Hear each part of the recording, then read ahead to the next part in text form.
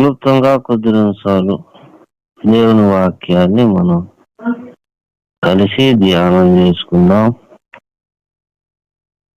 మరి క్రైస్తవులమైన మనకు అతి ప్రాముఖ్యమైన సమయం వాక్య ధ్యాన సమయం. ఇది ఒకటి లేకపోతే పెద్దగారం మన జీవితాల్లో ఉంటుంది, దాన్ని ఎవరూ పూడ్చలేరు. కాబట్టి వాక్య పరిచర్య సమయంలో మనం చాలా జాగ్రత్తగా ఉండాలి. సైతాను కూడా వాడు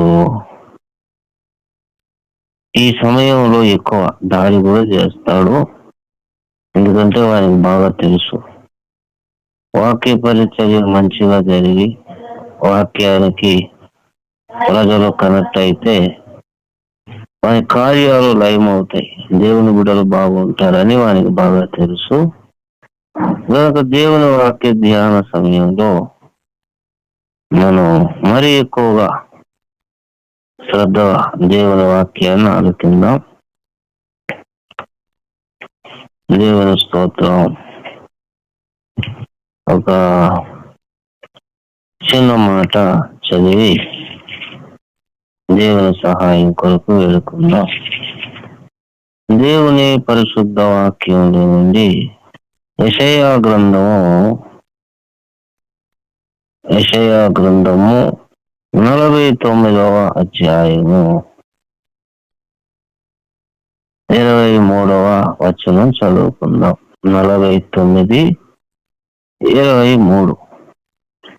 రాజులు నిన్ను పోషించు తండ్రులుగాను వారి రాణులు నీకు పాలిచ్చు దాదులుగాను ఉండేవారు. వారు భూమి మీద సాగిలపడి నీకు నమస్కారం చేసేదారు, నీ పాదముల దూరి నాకెదరు. అప్పుడు నేను యెహోవాననియు నా కొరకు కనిపెట్టుకున్నవారు అవమానము నందరనియు నీవు తెలుసుకుందువు. దేవుడు ఈ వాక్య భాగాన్ని మన వెనుకను ఆస్వాదించుగాక.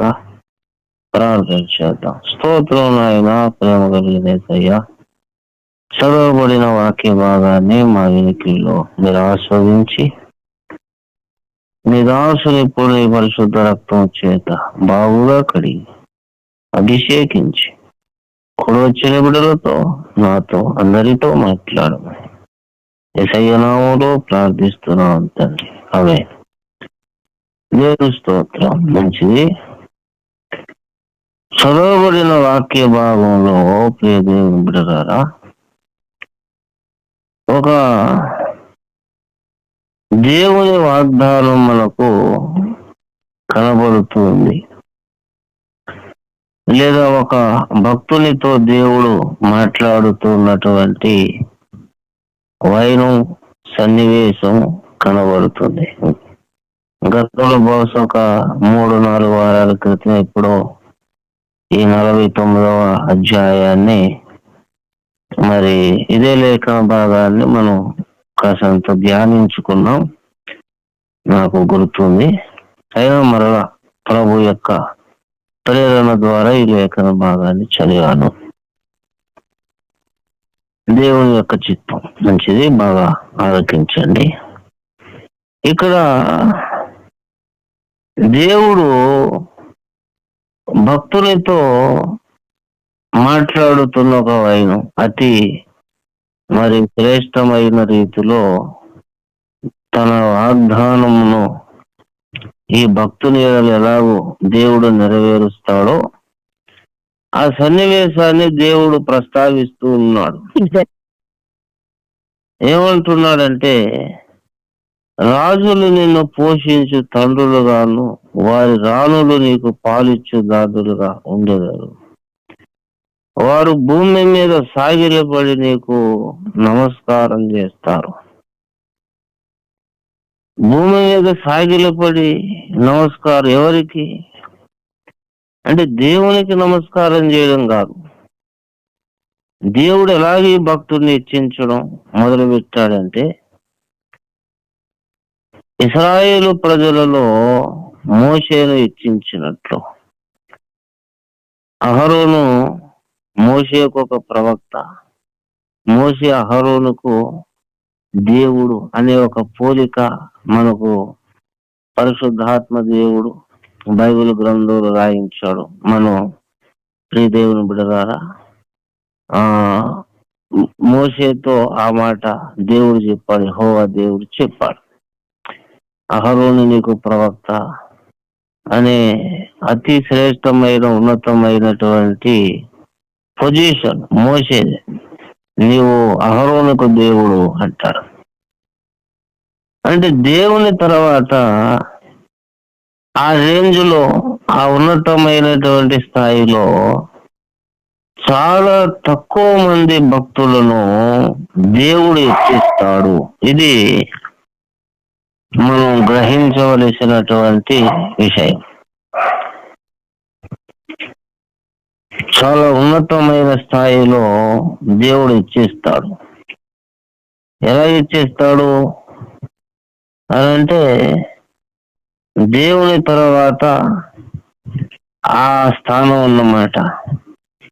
మరి దేవుడు భూమి మీద లేడు, నరరూపిగా మానవ రూపేణ ఇక్కడ లేడు. ఒకవేళ మానవ రూపేణ దేవుడు ఉంటే ఆయన మాటకు ఎంత విలువ ఉంటుందో అంత విలువ కలిగినటువంటి కొంతమంది భక్తులను దేవుడు ఆయన లేవనెత్తుతాడు. ప్రియదేవుని బిడ్డలారా, ఆ రీతిగా కొందరిని సిద్ధపరుస్తాడు, లేక ఇచ్చిస్తాడు అనేది మనకు బైబిల్ గ్రంథంలో మనకు మోషే కనపడ్డాడు. ఆ తర్వాత మనకు పౌలు కనపడతాడు. మరి అంత ఉన్నతమైనటువంటి స్థితి, అంతస్తు కొందరి భక్తులకు దేవుడు ఇవ్వడం అనేది చాలా ఆశ్చర్యకరమైన విషయం. అయినా అది దేవుని చిత్తము, దేవుడు ఇచ్చాడు. ఆ మాట అంటాడు యోహాను సువార్త 10వ అధ్యాయము మనం చూస్తే 10:34.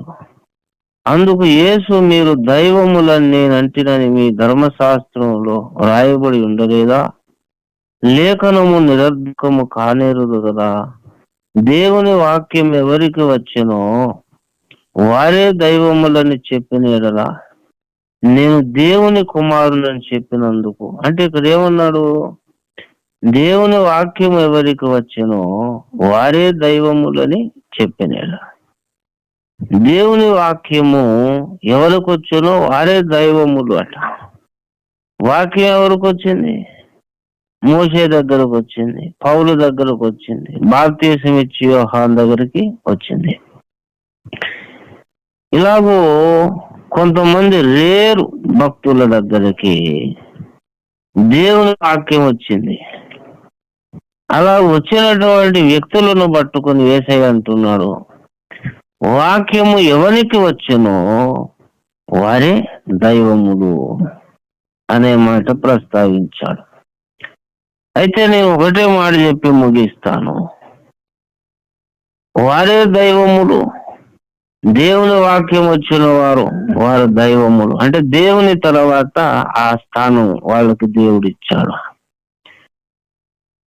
ప్రతి దేవుని బిడ్డలారా, మనం ఇక్కడ ఒక మాట మనం గ్రహించాలి. ఈ యెషయా గ్రంథము 49వ అధ్యాయము, ఈ 49వ అధ్యాయంలో కనబడుతున్న భక్తుడు ఎవరైతే ఉన్నారో అతడు సాధారణమైనటువంటి భక్తులు కాదు, సాధారణమైనటువంటి భక్తులు కాదు. బాగా వినాలి, ఒక కీలక విషయాన్ని చెప్పి ముగిస్తాను. అతడు సాధారణమైనటువంటి భక్తుడు కాదు.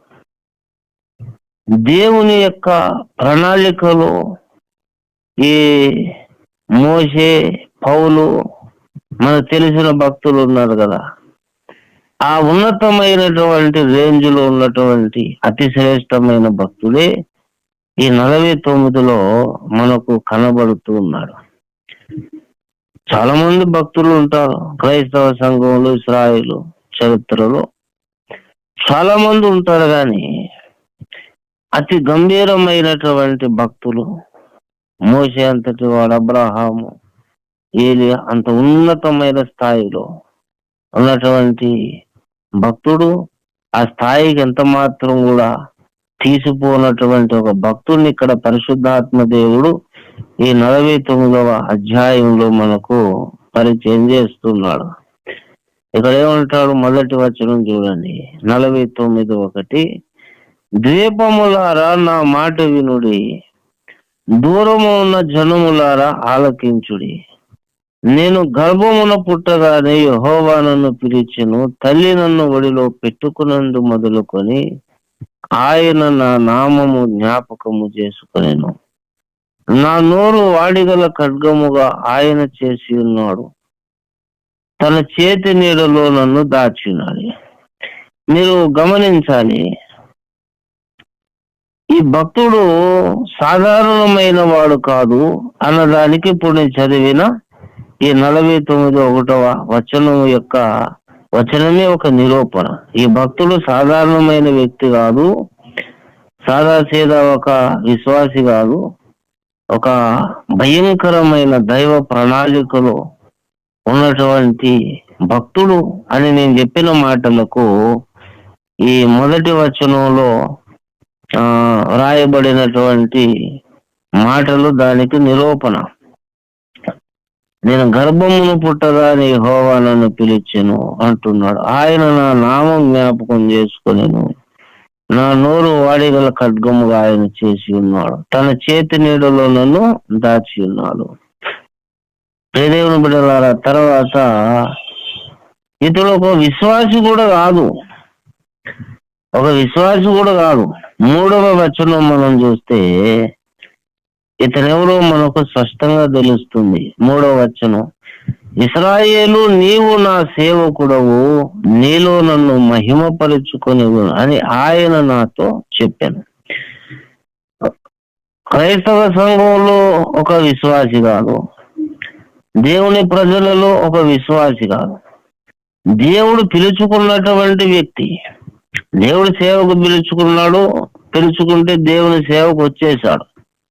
మరి దేవుడు ఏ సమయంలో ఎలా పిలిచాడో ఈ వ్యక్తిని దేవుని సేవకు వచ్చాడు. ఇతని సాక్ష్యము చాలా గొప్పది, ఇతని విషయములో దేవునికి ఉన్న ప్రణాళిక చాలా గొప్పది. తర్వాత ఇతడు ఒక బిలీవర్ కాదు, ఒక సేవకుడు. సాక్ష్యము గొప్పది, దేవుడు సేవకు పిలుచుకున్నాడు, దేవుని యొక్క సేవకు ఇతను వచ్చాడు. ఆ తర్వాత మనం చూస్తే 3వ వచనంలో 4 చూస్తే 3లో ఏమంటాడంటే, ఇశ్రాయేలు నీవు నా సేవకుడవు, నీలో నన్ను మహిమపరుచుకునేదను అని ఆయన నాతో చెప్పాను. నువ్వు నా సేవకుడు అయ్యా, నేను నీలో నన్ను మహిమపరుచుకుంటాను, నువ్వు నా సేవకుడు. నేను ఎందుకు సేవకు పిలుచుకున్నాను, ఎందుకు పట్టించుకున్నాను, నీ ద్వారా నేను మహిమ పొందుతాను అని గంభీరంగా దేవుడు మాట్లాడాడు.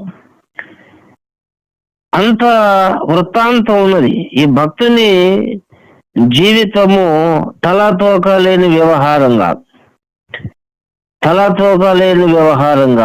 దేవుని ప్రణాళిక లేని వాడు కాదు, ఆదరాబాదరాగా దేవుడు పిలవకుండానే సేవకు వచ్చిన వాడు కాదు, దేవుని ప్రణాళికలో కీలకమైనటువంటి వ్యక్తే తప్ప కీలకము లేని వ్యక్తి అయితే కాదు. దేవుడు కూడా అంటాడు, నువ్వు నా సేవకుడు అని దేవుడు ఒప్పుకున్నాడు. నువ్వు నా సేవకుడు, నీలో నన్ను మహిమపరుచుకుంటాను అని కూడా చెప్పాడు. అలా జరిగిన తర్వాత 4వ వచనంలో ప్రియ దేవుని బిడ్డలారా, 4:1 మనం చూస్తే, క్షమించాలి, 49:4 వచనం, అదే అధ్యాయం 4వ వచనం మనం చూస్తే, ఆయనను వ్యర్థముగా నేను కష్టపడి తిని ఫలమేమియో లేకుండా నా బలమును వృధాగా వ్యయపరిచి ఉన్నాననుకుంటే. ఇక్కడ ఈ సిచ్యువేషన్ అనేది భక్తుడు ఎదుర్కొంటున్నాడు. ఈ భక్తుడు ఎదుర్కొంటున్న సిచ్యువేషన్ ఏంటంటే, ఇతను ఒక సేవకుడు. ఇతనికి దేవుని ఉన్నత ప్రణాళిక ఉన్నది. నీలో నన్ను నేను మహిమపరచుకుంటాననే వాగ్దానం ఉన్నది. అయితే 4వ వచనంలో ఈ భక్తుని యొక్క మైండ్ ఎలా ఉన్నదంటే, ఆయనను వ్యర్థముగా నేను కష్టపడి తిని ఉన్నాడు. నేను ఒక మాట అడుగుతున్నాను, ఇన్ని శ్రేష్టమైన వాగ్దానాలు, ఇంత గొప్ప ప్రణాళిక కలిగిన ఈ భక్తుడు, ఈ సేవకుడు వ్యర్థముగా కష్టపడ్డాను అంటున్నారు. అంటే ఏంటి? సారాయి దుకాణం, లేకపోతే మందు, లేకపోతే వేరే తప్పు కార్యాలు, లోక వ్యవహారాలు ఏవైనా చేశాడా? అలా అనుకోగలమా? అంత ఉన్నతమైన శ్రేష్టమైన భక్తుడు వ్యర్థంగా ప్రయాసపడడం ఏంటి అనంటే ఏం కాదు. ఆ మాటకు అర్థం ఏంటి అంటే, వ్యర్థముగా నేను కష్టపడి తిని అంటే ఏమి లేదు. దేవుని పనిలోనే కష్టపడ్డాడు, దేవుని పనే చేశాడు, కానీ ఫలము లేకపోవడం బట్టి. అది విషయం. దేవుని పనే చేశాడు, బాగానే కష్టపడ్డాడు, కానీ ఫలము లేకపోవడం బట్టి పని వ్యర్థమయ్యింది అనుకునే భావన భక్తుని కలిగింది. నేను మరలా చెబుతున్నాను, మీరందరూ వినాలి. ఈ ప్రసంగం చాలా కీలకమైన ప్రసంగం. దేవుని పని చేశాడు, పని చేసినా సరే ఫలితం కనపడలేదు గనక ఇతనికి ఏమనిపించింది అంటే, వ్యర్థముగా ప్రయాస తప్ప ఫలవంతంగా అది ప్రయోజనం లేదు అనే ఒక ఆలోచన ఇతనికి కలిగింది. ఫలమేమీ లేకుండా నా బలమును వృధాగా వ్యయపరిచున్నాననుకుంటుంది. అంటే అనుకుంటుంది, అది వాస్తవం కాదు. అలాంటి మైండ్ వచ్చింది, అలాంటి మనస్తత్వం వచ్చింది. చాలా పని చేశాను, ఫలితం లేదు కనుక అంతా వ్యర్థమే అనే మైండ్ వచ్చింది. ఇదే కీలకమైన విషయం. ప్రసంగం అయిపోయింది. ఇంత శ్రేష్టమైన వాగ్దానాలు పొందుకొని దైవ ప్రణాళిక కలిగి ఉండి, దేవుని బిడ్డలారా, దేవుని కొరకు ప్రయాసపడుతున్న ఫలము లేనటువంటి ఒక ఎడారిలాగా జీవితం పరిస్థితి కనపడినప్పుడు, అంత ఉన్నత శిఖరం మీద ఉన్న భక్తునికే ఏమనిపించింది అంటే, నా ప్రయాసకు ఫలితం లేదు గనక మరి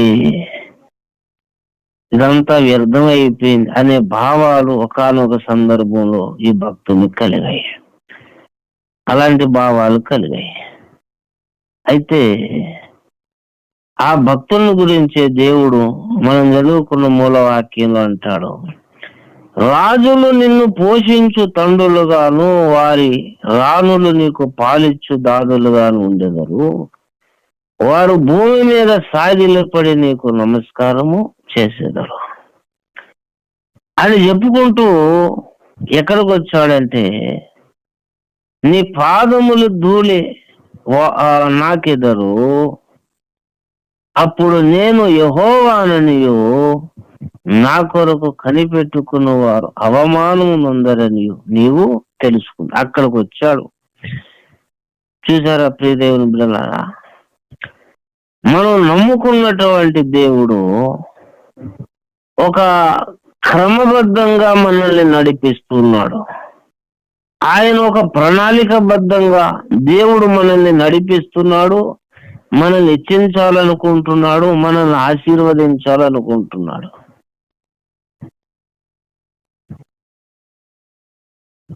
రాజులు నిన్ను పోషించువారుగా, నీ పాద ధూళి వాళ్ళు నాకెదురు, వారు నీకు సాగిలపడతారు. అంటే అంత ఉన్నతమైన అంతస్తుకు మనం ఎక్కక ముందు, దేవుడు మనల్ని హెచ్చించక ముందు మనకు ఉండవలసిన కార్యాచరణ ఏంటంటే, దేవుని పనిలో మనం నిమగ్నమై ఉండాలి. దేవుని పని మనం అహర్నిశగా దేవుని పని మనం చేయాలి. మనం హెచ్చించబడక ముందు దేవుని పని మనం చేయాలి. అలాగే దేవుని పని చేస్తున్నప్పుడు ఫలము కనపడు, అంత ప్రయోజనకరంగా దేవుని పని ఉన్నట్టు ఉండదు. ఏం పనో ఏంటో, ఎంత దేవుని పని చేసినా అనుకున్న ఫలితాలు లేవు, ప్రయోజనం అంత లేదు అనే ఒక మానసికమైన ఒత్తిడి, ఇలాంటివన్నీ కూడా కలుగుతాయి. అయినా సరే దేవుని బిడ్డలారా, మనం ప్రయాసపడుతూ ఉండాలి, దేవుని పని మనం చేస్తూ ఉండాలి. అయితే ఒకానొక సందర్భం వస్తుంది, ఎందుకు దేవుడు ఇలాంటి పరిస్థితుల్లోనికి నడిపించాడంటే, పని చేసేవాడే ఎదురు చూడడానికి ఒక అవకాశం ఉంటుంది. పని చేయని వాడు ఎదురు చూసే ప్రక్రియ ఎలాగుంటుంది? ఇటెళ్ళినా అటెళ్ళినా దేవుని ప్రణాళికలో మన విషయమైన ఆయన చిత్తం ఏంటంటే, దేవుని కొరకు మనం ఎదురు చూడడం దేవుని చిత్తం. దేవుని కొరకు మనం ఎదురు చూడాలి. అది దేవుణ్ణి మనం హెచ్చించడం, దేవుణ్ణి ఘనపరచడం, దేవుణ్ణి గౌరవపరచడం. మన ఇంటికి ఒక ఉన్నతమైన అధికారి వస్తానన్నాడంటే సరిగ్గా ఉదయం 10కి వస్తానన్నాడు.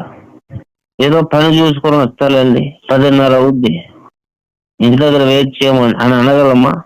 ఒక ఎమ్మెల్యే, ఒక ఎంపీ, ఒక చాలా ఉన్నతమైన అధికారులు మనల్ని ప్రేమించి మన ఇంటికి వస్తాను, భోజనానికి వస్తాను, 10 గంటలకి 12కి వస్తాను అని పలానా టైం చెప్పారు, నాకు వేరే పని ఉన్నదిలే అని మనం వెళ్ళగలమా? ఎంత మరి వాళ్ళ కొరకు ఎదురు చూస్తాం, అన్ని పనులు మానుకొని ఎదురు చూస్తాం. ఈ ఎదురు చూడడమే ఏంటి అంటే వాళ్ళను మనం ఘనపరచడం. కానీ అందరికంటే మనం ఎక్కువగా ఎదురు చూడదగ్గ వ్యక్తి ఎవరంటే మన ప్రభు అయిన యేసుక్రీస్తు. దేవుని కొరకే మనం ఎక్కువ ఎదురు చూడాలి. నేను చెప్పాలనుకున్న మాట ఒకటి, దేవుని సేవ అంటే ప్రియ దేవుని బిడ్డలారా, విశ్వాసులకైనా సేవకులకైనా దేవుని అసలు సిసలైన సేవ అంటే దేవుని పని మనం చేస్తూనే మనం దేవుని కొరకు ఎదురు చూడడం అనేది అది అసలు సిసలైన దైవ చిత్తానుసరమైన సేవ. అది దేవుడు మన ద్వారా చేయించాలనుకుంటున్నాడు. దేవుని సేవ అంటే మనం ఇష్టం వచ్చినట్లు మనం చేసుకుంటూ పోయి ప్రణాళికలు ఒక వ్యాపారం లాగా మన బోర్డు తెలివి మన ఉద్దేశాలన్నీ నెరవేర్చుకొని రకరకాల స్కీములు పెట్టి దేవుని సేవ చేశారని సమాజంలో మరి గొప్ప సేవకునిగా మనం ఎన్ని బిరుదులు పెట్టుకున్నా సరే దేవుని సేవా క్రమం ఏంటి అంటే వాక్యానుసారంగా మనం ప్రయాసపడాలి. వాక్యానుసారంగా మనం ప్రయాసపడుతూ దేవుని కొరకు మనం ఎదురు చూడాలి. వాక్యానుసారంగా నువ్వు ప్రయాసపడాలి, దేవుని కొరకు ఎదురు చూడాలి. ఇలాగ రెండూ చేసినప్పుడు నువ్వు దేవుని సేవ చేస్తున్నావు. నువ్వు విశ్వాసమైనా దేవుని సేవ చేస్తున్నట్టు, నువ్వు సేవకుడు అయినా దేవుని సేవ చేస్తున్నట్టు. కానీ చాలా మంది జీవితాలలో దేవుని కొరకు ఎదురు చూడడం అనే ఒక ప్రక్రియ ఉండదు. పెద్ద పెద్ద సేవకుల జీవితాలలో కూడా దేవుని కొరకు ఎదురు చూడడం అనే ప్రక్రియ ఉండదు. ఎందుకో తెలుసా? దేవుని కొరకు ఎదురు చూడాలి అంటే ఇతగాడు వాక్యానుసారంగా ప్రయాసపడిన అనుభవం ఉండాలి. కానీ ఇతడు ప్రయాసపడతాడు కానీ వాక్యానుకూలంగా కాదు.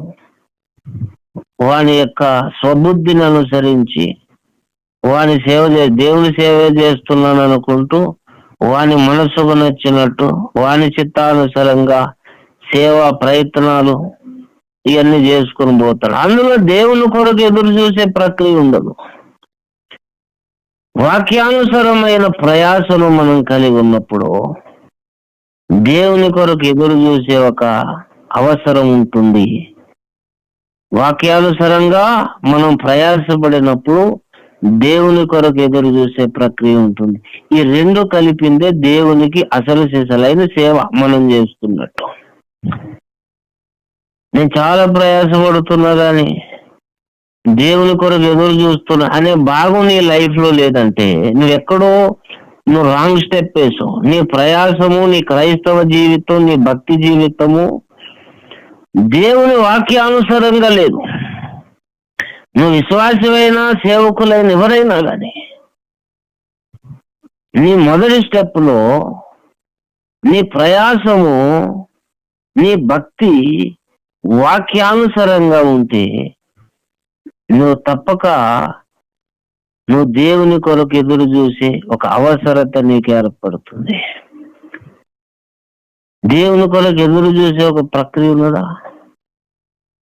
దేవుని కొరకు ఎదురు చూసే ప్రక్రియ అంటే లేదంటే నీకు అసలు వాక్యానుసారమైన ప్రయాస లేదు.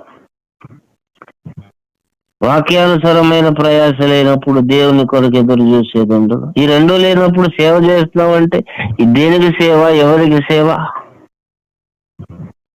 కానీ ఇక్కడ 49వ అధ్యాయంలో కనబడే భక్తుడు వాక్యానుసారముగా ప్రయాస పడేవాడు కనుకనే ఇతని లైఫ్ లో ఒకటి ఉన్నది, దేవుని కొరకు ఎదురు చూసే ఒక ప్రక్రియ ఉన్నది. అందుకని భక్తునితో దేవుడు అంటున్నాడు, నా కొరకు కనిపెట్టు వారు అవమానం నొందరని నీవు తెలుసుకుందు. నా కొరకు కనిపెట్టేవారు అవమానం నొందరని నీవు తెలుసుకుందు అంటే ఏంటి? నువ్వు కనిపెడుతున్నావు కదా, నువ్వు కనిపెట్టినందుకు నీ జీవితాన్ని ఎంతో అద్భుతంగా నేను చేయబోతున్నాను. రాజులు నీకు సాగిల పడతారు, నీ పాదధూళి వాళ్ళు మాకుతారు. అంత రేంజ్ లో నేను హెచ్చిస్తున్నాను. ఎందుకు హెచ్చిస్తాను నేను ఇలాగో? చెప్పగానే దేవుడు చెబుతున్నాడు. ఇక్కడ 23లో రాజులు నిన్ను పోషిస్తారు, మరి రాజులు నిన్ను పోషించు తండ్రులుగా, వారి రాణులు నీకు పాలించు దాదులుగా ఉండేవారు. వారు భూమి మీద సాగిలపడి నీకు నమస్కారం. ఇంతగా ఈ భక్తుడిని హెచ్చించడానికి అసలు కారణం ఏంటంటే ఈ భక్తుడు దేవుని కొరకు ఎదురు చూస్తున్నాడు. అది సంగతి. ఈ భక్తుడు మనకిక్కడ 4వ వచనంలోనేమో కష్టపడువాడుగా ఉన్నాడు. దేవుని బిడ్డలారా, 23లోనేమో దేవుని కొరకు ఎదురు చూసేవాడుగా ఉన్నాడు. అక్కడ కష్టపడువాడుగా ఉన్నాడు, ప్రయాసపడువాడుగా ఉన్నాడు. ఇక్కడ దేవుని కొరకు ఎదురు చూసేవాడుగా ఉన్నాడు. ఈ రెండు ఉన్న ఈ భక్తుని వాగ్దానము 23లో ఇతన్ని దేవుడు హెచ్చించడం అనేది కనబడుతుంది. దేవుడు హెచ్చించడం అనేది కనబడుతుంది. కనుక ప్రియదేవుని బిడ్డలారా, దేవుడు మనం ఎటు ఊపితే అటు పోగడు. నువ్వు భక్తుడు అయినా విశ్వాసం అయినా కానీ మనం దేవుని మనం ఆటలాడించలేం. చాలా పాతకాలం నాడు తోలు బొమ్మలు ఆటలాడినట్టు మన దేవుడు అలా ఆడడు. ఆయనకు ఒక ప్రణాళిక ఉంది, ఆయనకు ఒక మరి క్రమం ఉన్నది, ఆయనకు ఒక చిత్తం ఉన్నది.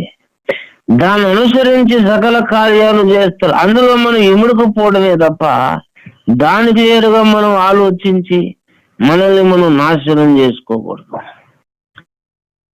ఇంత శ్రేష్ఠ వాగ్దానాలు పొందుకునే భక్తుడు ప్రయాసపడుతూనే అయ్యో నా ప్రయాసే వ్యర్థమయ్యింది అనే అతి వేదనకరమైన సిచ్యువేషన్ ఉంటూనే దేవుని కొరకు ఎదురు చూస్తున్నాడు కనుక దేవుడు అంటాడు, నేను ఇంతగా ఇచ్చిస్తున్నానని దేవుడు వాగ్దానం చేస్తున్నాడు. కాబట్టి మనం నమ్ముకున్న దేవుడు తన క్రమంలోనికి మనం రావాలని చూస్తాడు తప్ప మనం ఎటుబడితే అటు దేవుణ్ణి ఊపడానికి దేవుడు మనకు అవకాశం ఇవ్వడం. కనుక ప్రియ దేవుని బిడ్డలారా, మనం ఒకటి వాక్యానుసారంగా ప్రయాసపడడం, లేఖనానుసారంగా మనం కష్టపడడం, లేఖనానుసారంగా మనం కష్టపడుతూ మనం దేవుని కొరకు ఎదురు చూద్దాం. ఈ రెండు నీ లైఫ్ లో ఉండేటట్టు చూసుకోవాలి.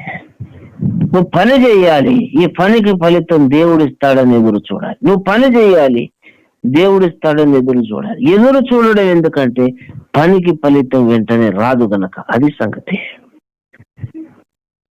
సేవ అంటే ఇదే, పని చేయడము, ఎదురు చూడడం దేవుని కొరకు. పని చేసిన వెంటనే ఫలితం వస్తే ఎదురు చూడడానికి అవకాశం లేదు. కానీ దేవుడు అంటాడు, నా కొరకు ఎదురు చూసేవారు అవమానం ఉందరని నీవు తెలుసుకుంటా ఉన్నాడు. అంటే దేవుడు తన బిడ్డలు సేవకులు తన కొరకు ఎదురు చూసేవారుగా ఉండాలని ఆయన కోరుకుంటున్నాడు. అలా ఎదురు చూసేవాళ్ళు ఎప్పటికీ సిగ్గుపడరు అనే విషయం నీవు తెలుసుకుంటావు, అనుభవంలో నువ్వు తెలుసుకుంటావు. ఎందుకంటే నువ్వు ఎదురు చూసావు కదా, నువ్వు ఎదురు చూసినందుకు ఇదిగో నీ ఫలితం అని దేవుడు ఇచ్చిన నాడు, అయ్య బాబోయ్, దేవుని పని చేసి ఆయన కొరకు ఎదురు చూస్తే దేవుడు ఇంతగా ఇచ్చేస్తాడా? నా లైఫ్ అంతా అయిపోయింది, నాకు అవమానమే అనుకున్నాను, దేవుడు ఒక క్షణములు ఎంత గొప్పగా ఇచ్చిస్తాడా? అంటే క్రైస్తవ జీవితంలో దేవుని మార్గంలో అతి కీలకమైంది దేవుని కొరకు ఎదురు చూడడం అన్నమాట. దేవుని కొరకు ఎక్కడ ఎప్పుడు ఎదురు చూసినా వాడికి అవమానమే రాదన్నమాట అని భక్తునికి తెలుస్తుంది అని దేవుడు మాట్లాడుతున్నాడు. నాకు ప్రియ దేవుని బిడ్డలారా, లాస్ట్ మాట చెబుతున్నా, దేవునికి వేరైన భావాలు, దేవునికి వేరైన నిర్ణయాలు, ఆలోచనలతో నీ జీవితాన్ని నువ్వు కట్టుకుంటే నీ లైఫ్ లో దేవుని కొరకు ఎదురు చూసే ఒక శ్రేష్టమైన భాగం ఉండదు. దిస్ ఈజ్ నాట్ పాసిబుల్, అసలు సాధ్యమే కాదు. నువ్వు వేరే భావాలు, వేరే నిర్ణయాలు, వాక్య వ్యతిరేకమైన తలంపులను నింపుకుంటే నువ్వు అడపాదడపా ప్రయాసపడే వ్యక్తి అవ్వచ్చు, చర్చికి వెళ్ళొచ్చు, స్వార్థ ప్రకటించవచ్చు, కానుకలు ఇవ్వచ్చు, కానీ ప్రధానంగా నువ్వు దేవుని కొరకు ఎదురు చూడలేవు. అది నీకు ఇష్టము ఉండదు. రెండవది, దాన్ని భారాన్ని కూడా నువ్వు మొయ్యలేవు. అది చాలా కష్టతరంగా ఉంటుంది. కానీ దేవునికి అదే కావాలి, దేవునికి అది కావాలి, కానీ నీకు అది చాలా కష్టంగా ఉంటుంది. ఆ బరువు మొయ్యలేను, దేవుని కొరకు ఎదురు చూసే ఆ బాధ్యత, ఆ బరువు నేను మొయ్యలేనంటావు, కానీ దేవుడు అదే మొయ్యమంటాడు. ఇంతకీ ఆ బరువు నువ్వు ఎందుకు మొయ్యలేకపోతున్నావు అంటే, వాక్య వ్యతిరేకమైన మార్గంలో నువ్వు నడుస్తున్నప్పుడే, దేవునికి వేరైన భావాలు నువ్వు కలిగి ఉన్నప్పుడే, నిర్ణయాలు నువ్వు కలిగి ఉన్నప్పుడే దేవుని కొరకు నువ్వు ఎదురు చూడలేవు. గనుక మనం మారు మనసు పొందాలి, వాక్యానుసరమైన నిర్ణయాలు, తలంపులు మనం తీసుకోవాలి. అప్పుడు మరలా నువ్వు దేవుని కొరకు ఎదురు చూసి ఆరోగ్యవంతురాలు కాగలవు. ఎప్పుడైతే మనం దేవుని కొరకు ఎదురు చూస్తామో మనం తప్పక దేవుడు మనల్ని ఇచ్చించడానికి మనం అర్హులం అవుతాం. దేవుని స్తోత్రం. దేవుని కొరకు ఎదురు చూడని వాడు ఈ 49లో వాగ్దానాలు పొందుకున్నవాడే, కానీ మరి దేవుని కొరకు ఎదురు చూసే ప్రక్రియ లేకపోతే అంత వాగ్దానం పొందుకున్న వేస్టే, శుద్ధ దండగా. కనుక మనమందరం కూడా దేవుని వాక్యంలో నుండి వాగ్దానాలు పొందుకున్నవాడే. ఎవరు తక్కువ కాదు. ప్రియ దేవుని బిడ్డలారా, నువ్వు దేవుని కుమార్తె. దేవుని వాక్యంలోని వాగ్దానాలు నీకు చెందుతాయి. దేవుడు పని కట్టుకుని వచ్చి నీతో మాట్లాడిన అవసరం లేదు, వాక్యమే నీకు వాగ్దానాలు ఉన్నాయి అన్నదానికి సాక్ష్యము, నిరూపణ. కాబట్టి అంత శ్రేష్టమైన వాగ్దానాల ఫలం మనం పొందుకోవడానికి పరిపూర్ణమైన దేవుని సేవగా మనం ప్రయాసపడుతూనే దేవుని కొరకు ఎదురు చూద్దాం. ప్రయాస వాక్య వ్యతిరేకమైతే నువ్వు అరిచి గీ కొట్టినా సరే నీలో ఇప్పుడు ఎదురు చూసే ఒక ప్రక్రియ, శ్రేష్టమైన తత్వం నీలో ఉండదు. నువ్వు వాక్యానుకూలంగా నువ్వు ప్రవర్తిస్తే, వాక్యానుకూలంగా నువ్వు ప్రవర్తించి ప్రయాసపడితే నీలోపల ఒక మంచి లక్షణం ఉంటుంది. దేవుని కొరకు ఎదురు చూస్తూ అది నీకు ఇష్టమవుతుంది కూడా. ఆ బాధ్యతను నువ్వు మోయగలుగుతావు. అందులో నుండి దేవుడు నిన్ను హెచ్చిస్తాడు. ఇది క్రైస్తవ జీవితం, దేవుని ప్రణాళిక. గనక మన వాక్య వ్యతిరేకమైన మార్గాలు, ఆలోచనలు, తీర్మానాలు, నిర్ణయాలు ఏమున్నాయో వాటిని యేసు రక్తంలో కడుక్కొని మారు మనసు పొంది వాక్యానుకూలంగా మనం నిర్ణయాలు తీసుకుందాం. వాక్యం అనుసరించి మన అడుగులు వేయడానికి ప్రయత్నిద్దాం. నీలోపల వెంటనే ఆరోగ్యవంతంగా దేవుని కొరకు ఎదురు చూసే ఒక శ్రేష్టమైన లక్షణం నీలో పుడుతుంది. అది నువ్వు ఆశీర్వదించబడ్డానికి, నువ్వు హెచ్చించబడ్డానికి ఆ లక్షణం. కనుక ఇంత ఉన్నతమైన ఆశీర్వాదకరమైన జీవితాన్ని మనకి ఇవ్వడానికి దేవుడు ఏర్పాటు చేసిన, దేవుని కొరకు ఎదురు చూడడం అనే ఒక ప్రక్రియను దేవుడు ఏర్పాటు చేశాడు. దాన్ని మనలో కొనసాగించు నిమిత్తం వాక్యానుకూలమైన నిర్ణయాలతో మన జీవితాన్ని నడిపిందాం. దేవుని దృష్టిలో గొప్పవాళ్ళం అవుదాం. దేవుడి వాక్యాన్ని మన వీరికిల్లో ఆశీర్వదించుగాక. ప్రార్థన చేద్దాం. స్తోత్రం నాయన, ప్రేమ కలిగిన వాడా, మా మనసుకు తోచినట్టు మేము ప్రయాణం చేయకుండా దేవాన్ని వాక్యమును అనుసరించి మా ప్రయాణము, మా ప్రయాసము ఉండునట్లు మాకు సహాయము చేయండి. తెగిన గాలిపటం లాగా మా నిర్ణయాలు ఉండొద్దు. వాక్యాన్ని అనుసరించిన నిర్ణయాలతో మా అడుగులు ముందుకెళ్ళినప్పుడు మాకు దేవుని కొరకు ఎదురు చూడడం అనే ఒక శ్రేష్టమైన లక్షణం మాలో ఉంటుంది.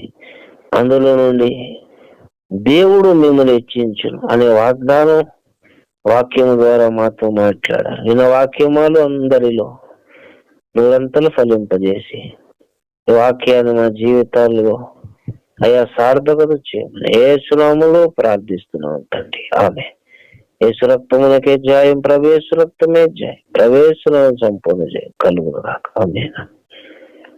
అందరికీ వందనాలు. మంచిది. Thank you.